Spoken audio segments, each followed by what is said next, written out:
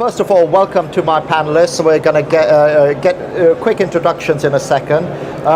Just so that those of you watching can make sure that you are in the right place. We're talking about big data and analytics, and the topic is outcomes as a service. And just to put all the answers into context, I'll let my panelists introduce themselves very quickly. So, Stephen, if we just move in this direction.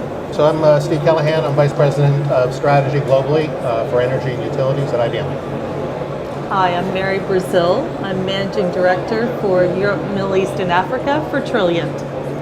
Good afternoon. Russ Vanos. I'm Vice President of Sales and Marketing for Itron's Global Software Services and Smart Cities practice. So, first of all, welcome. Thanks for making the time to be here, and thanks to our audience as well for being here and watching this thing.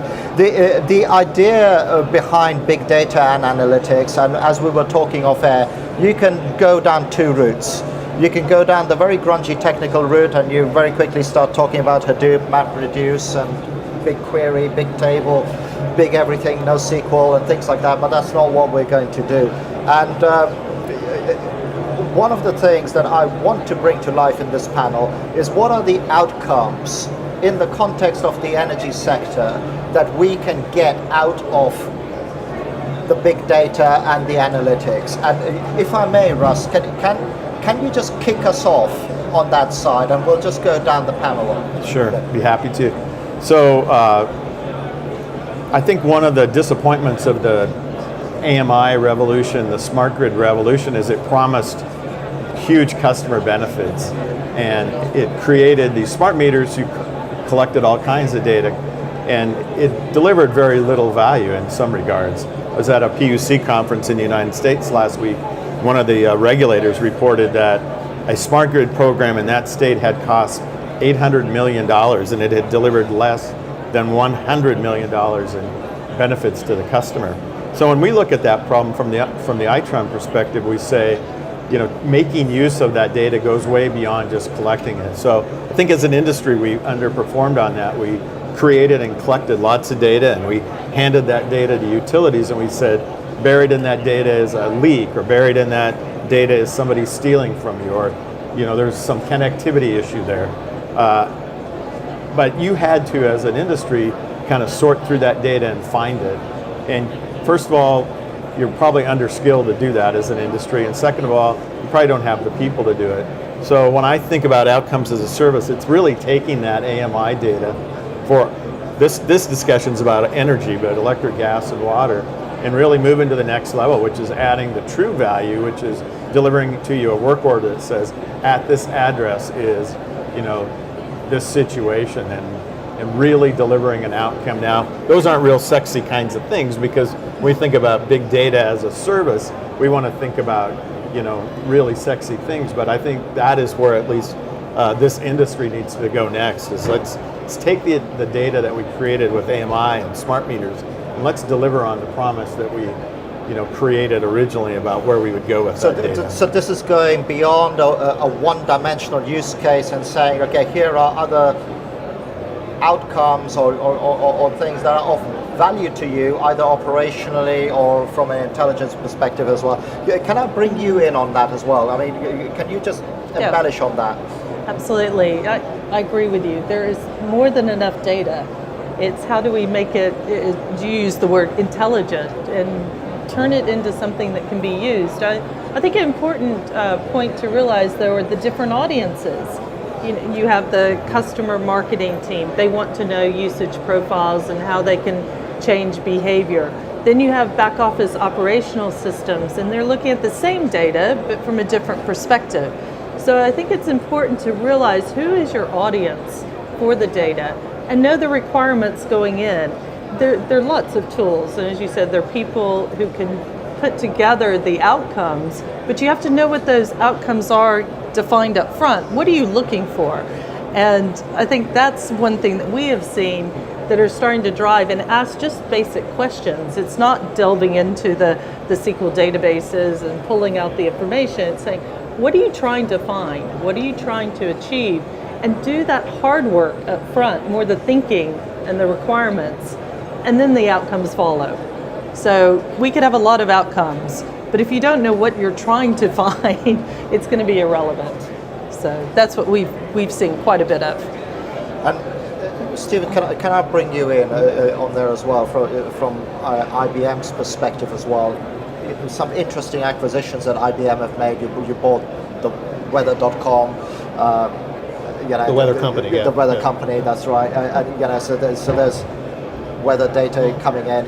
Can I ask you to maybe put another layer on this outcomes? Yeah. What are the new outcomes? But I actually think about it in terms of classes of outcomes or types of outcomes. There's sort of generally globally three that people are going after. The first is what we would call descriptive, which is really a fancy name for reporting. And it's not to belittle it. I mean, a large amount of value can come out of just basically doing improved reporting, but descriptive analytics, descriptive outcomes. The other class is predictive or prospective analytics, and certainly the weather company doing weather forecasting, or even better linking that to asset records, that sort of thing, and actually predicting a damage footprint and being able to improve restoration is an example of that kind of that predictive landscape. And then the third one, which I think is really a result of, first of all, the hype cycle in this area is I think we're at the top of the hype cycle, and we're actually now getting into providing real value. But it's more strategic, and to the point, a couple of points you were making. The utilities that are most stressed from a competitive point of view, who are most interested in making the pivot to kind of this new energy, whatever that model looks like, and there'll probably be many models across the world, are using advanced analytics, looking for outcomes to change their business models, to change basically how they engage with customers, et cetera, et cetera. That's looking like the frontier of where the most advanced stuff is going on, which is not in the energy utility space, it's in the retail space, or it's in the banking space or the insurance space, where they really need to understand behaviors and understand how the human element, not just how the Kirchhoff's laws work, but how predictive analytics associated with human behavior work. And just on that side then as well is, so it seems to me like you've got the business as it stands now, so theft, revenue assurance, all these outcomes can be delivered. And you mentioned the hype cycle, because there is this hype around big data. Everybody was running around big data, big data, big data. It's going to solve the world. Or no, it's usually so much data. So much data. And overwhelming. And there are other industries who've dealt with that amount of data. It's all contextual. But if we can then bring it back down to what you ended on, and let's work back up the couch in that way, is how are you seeing data and analytics help actually shape some of these new business models? It's a very general question, so you're within your rights to confine it within an area, because a bunch of other things need to be right, like regulation and so on, but let's not spend the time talking about that. If you kind of beam yourself into the world of 20 years ahead of us, the business is going to be wrapped around data. So, and again, I think you see particularly utilities who are most aggressive here are the ones who are already under some type of stress, whether it be real market stress or regulatory stress or whatnot that they have to react to. And so they recognize that that's true. You're certainly still going to deliver electrons as a commodity, but it's really going to be a data business. And you start to talk about the platforms, the new business platforms that are going to evolve. We think there's 5 of them. 4 of them are almost pure data plays, right, in one way or another, which is the customer side or the exchange, the balancing of energy sort of side. So you're going to have to embrace that type of technology and leverage it basically to survive in the world that is coming right on top of us. So could you just build on that? Absolutely. I agree. The fact that I don't see how organizations will know what's happening in their business without the data. It's almost they're flying, with completely blind. So I think businesses will just, and what we've seen actually, they delve in, they take a baby step, and they say, oh, that wasn't so hard.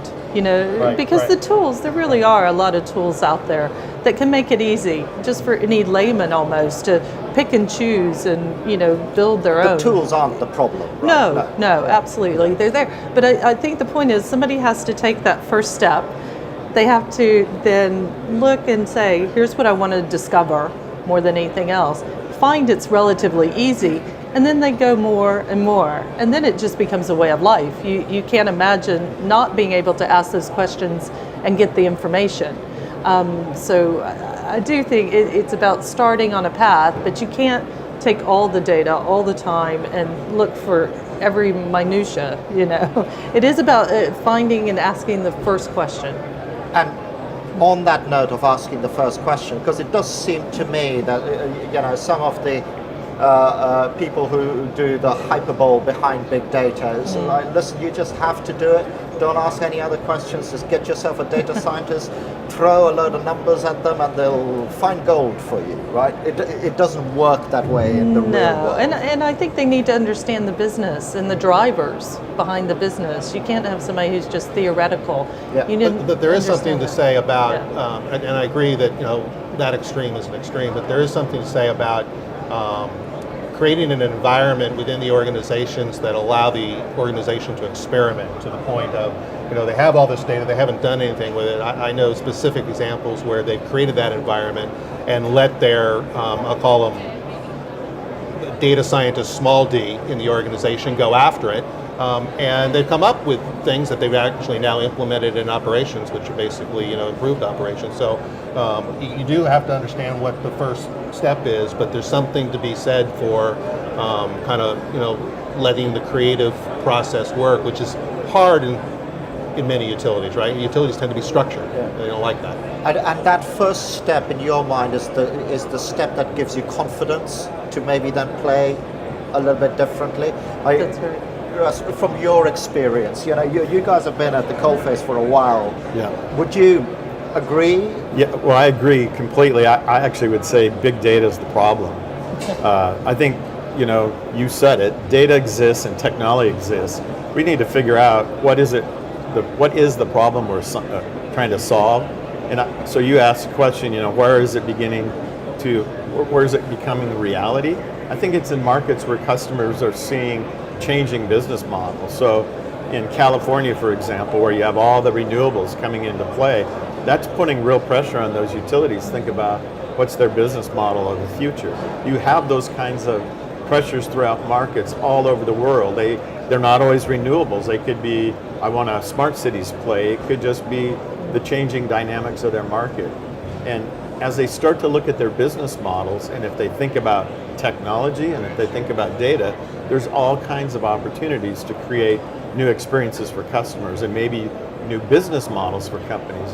And if I stop thinking about big data and start thinking about what kinds of marketing tools, what kinds of outcomes do I want for my customers, then I would turn to experts like IBM or Trilliant or Itron and say, you guys take care of that, because I don't think utilities or any one company, not even Itron, would be able to have enough data scientists with enough knowledge and domain expertise.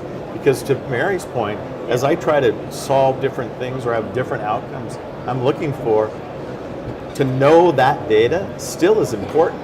And we have domain experts around all kinds of neat things around energy and water, but if you start to apply some of the weather stuff you're talking about, we get lost. Or if you move into a real smart city play where maybe there's transportation or traffic, we get lost. So collaboration becomes a real big thing here too, right? And having lots of good industry partners. So I think big data is actually the problem. You gotta quit trying to think about what do I want to do with big data and start thinking about what do I want to do with my customers? How do I want to engage with them? And what do I want my business model to look like in the future? And just on that point, and one of the things to the audience out here, if you have any questions, just raise your hand and my colleagues will try and get them to me in a very low-tech way. They'll pass me a piece of paper, right? But it works, right? So we're going to use it. Russ, I just want to build on that, and you said something in there which is being echoed. You need a different breed of person to start looking at this data in an intelligent way.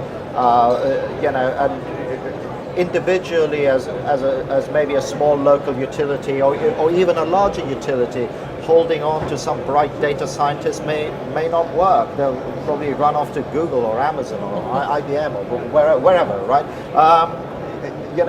So is that another reason why, as an industry, we need to start offering these things as a service? Yeah, I think that's absolutely one of the reasons. I hate to say it in this crowd because I don't know who all these folks are, but I bet the best data scientists in the world, I'll say, aren't going to go to work for Itron. They may not go to work for you guys. They probably will for IBM and others, right? And so I think your strategy shouldn't be about acquiring data scientists. It should be about how do I make use of analytics? How do I make use of software as a service to, again, obtain real unique outcomes so I can offer new experiences to customers and have new business models. So there's plenty of opportunity to find data scientists through third-party companies. I don't think you need to, you're going to create a whole department that's whole job is to hire, recruit, and manage a turnover of data scientists because they're not going to stay there. And that's the large utilities of the world. Think about the smaller, municipals or water companies. They're never going to be able to do that. So you need companies like are sitting here.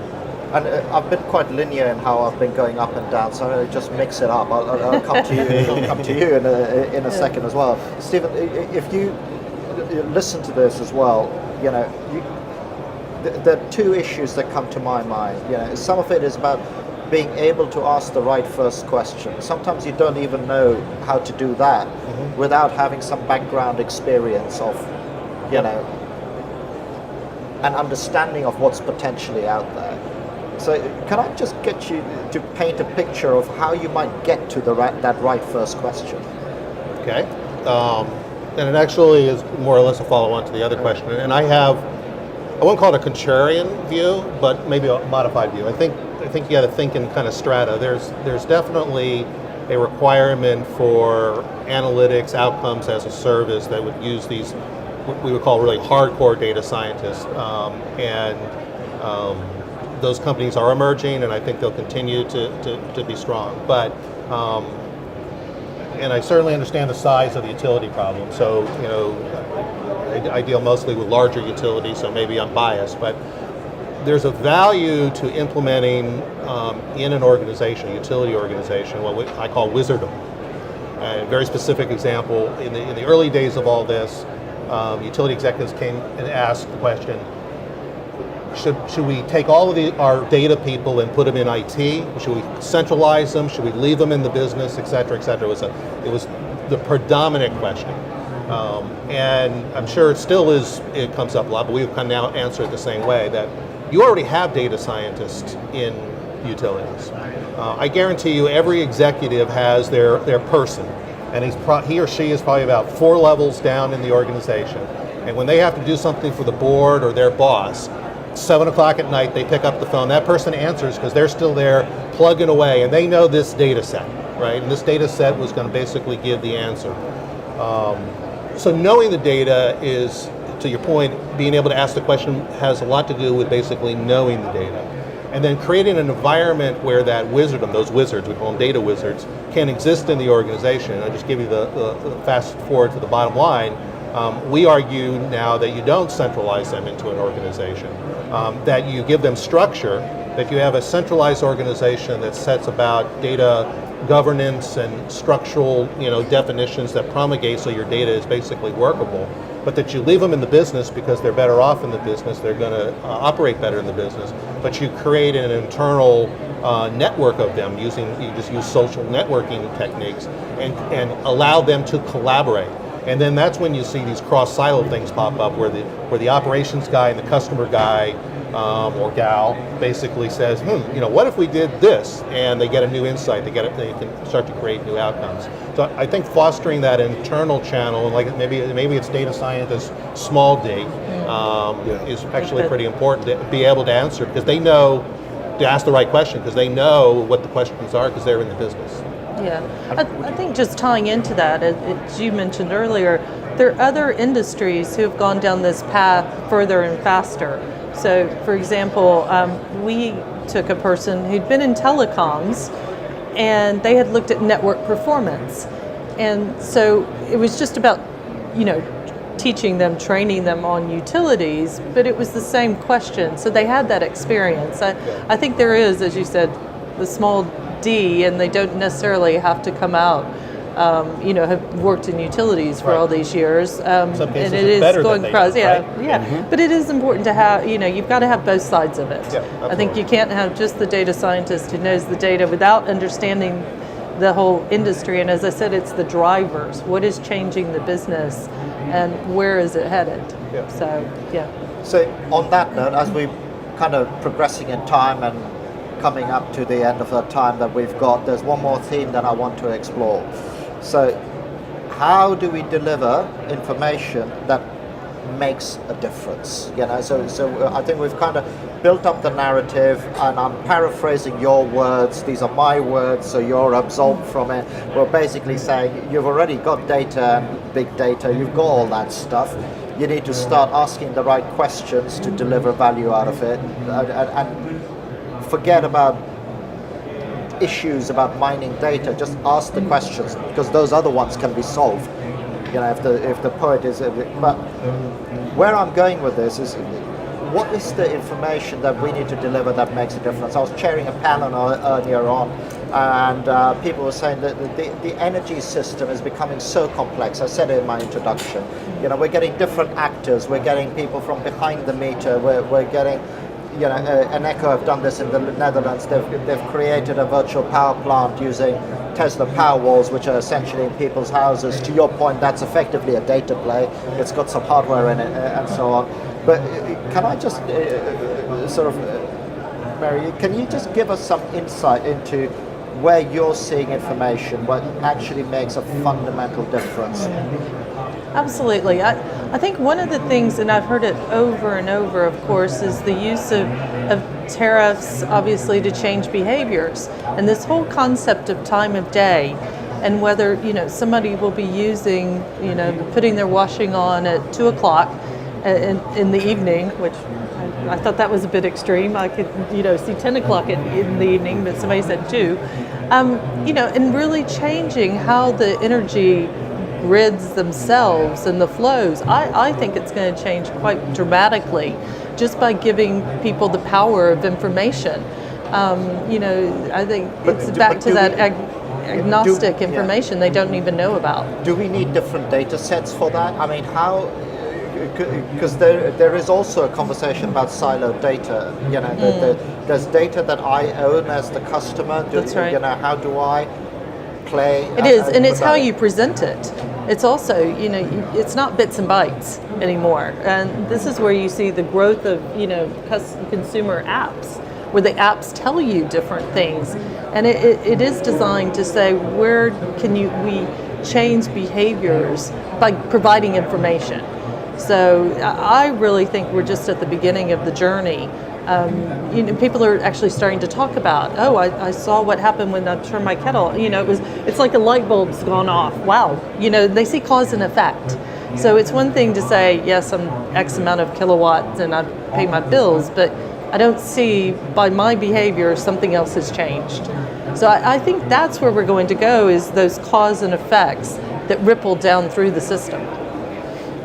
What are you seeing on that? I agree with that. I think you can't really a priori know where all these data sets are. So the notion of being able to come up with some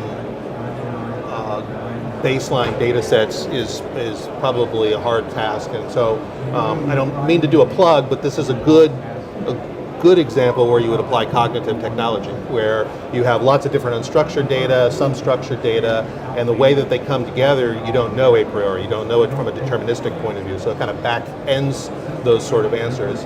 That sort of technology, I think, will help, and it's emerging. I mean, the cognitive analytics space is kind of the next, it's after predictive and prescriptive. It's a cognitive oriented space, but and opening the aperture to more than just utility data, because utilities are now interested in customer behavior. They are interested in how you use weather beyond just whether it's going to rain or not. You don't know exactly the questions you want to ask from the get-go. Russ, can you just sort of maybe not build on that, but also one of the things that I found interesting that you guys are doing organizationally, where you've got almost a separate business unit called the Innovation Labs and so on.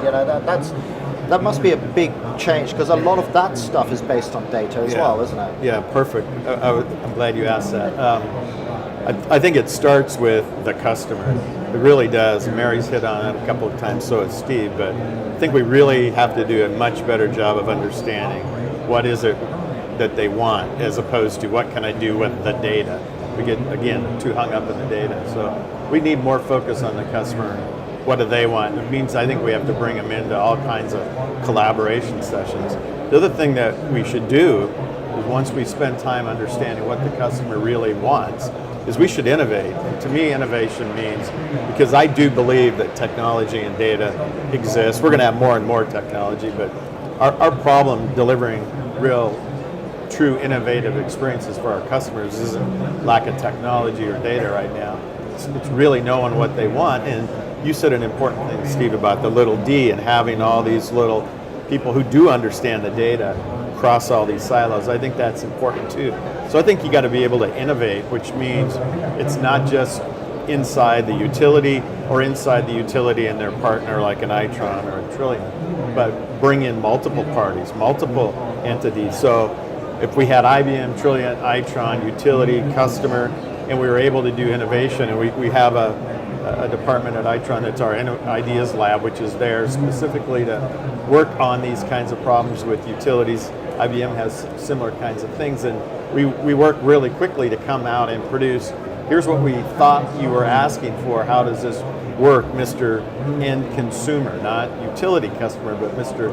End Consumer. And most of the time it comes back with, well, that's not exactly what I had in mind. And so you have to be able to have very agile development, turn things a couple of times. You can't do it with every customer, right? You got to pick where you're going to go do this stuff. But innovation, I think, is real key to all this. Collaboration, getting lots of participants. Now, that's a nightmare to manage to some degree, but if you can find a way to do that, I think you really open up the breadth of the outcome, and you enrich the outcome tremendously. And just to wrap us off, because I'm conscious of everybody's time, and very, very, very quickly, can I just ask each of you, what's the most surprising outcome that you guys have had to deliver on as a business? And it can be a very simple one, but I just want to give the audience an idea of where people are coming from and what they're thinking of.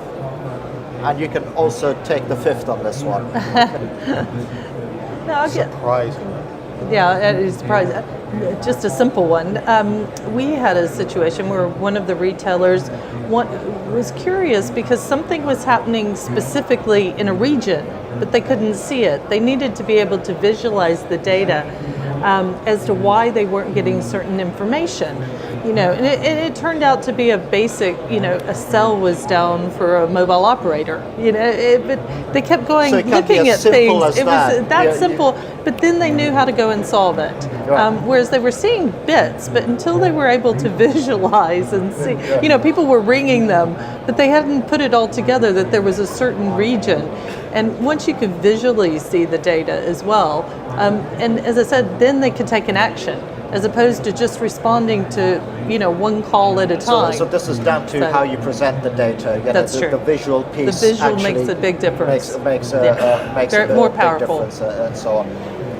So mine would be the connectivity model, a little more geeky, I guess, than that one. But it turns out many utilities have no clue what phase their meter is on, and it's actually a very serious problem.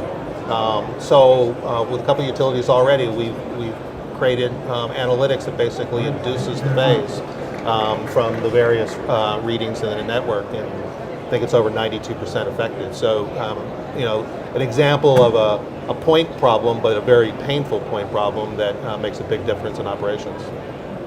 Well, I was Is going it to the say, same one? I was going to say connectivity. Glad I went first. but I think it's interesting that the biggest demand we get right now is around storm restoration, which is all about connectivity. And you would think that everybody knows that, and it turns out we really don't. So, but that's a good example of what's the problem. Is like, how do I know how to, operate in storm restoration? They didn't say I have all this data. What do I do with it? Exactly, but it boils back down to asking the right question. Absolutely. Well, thank you very much for joining us. Thank you as well in the crowd for watching this energy talk. There are many more energy talks on Engerati.com, and if we've done our job right, we've probably added a few more links so that you can explore some of these topics a little bit more. Thank you again for watching, and thank you for joining me. Thank you. Thank you. Thank you.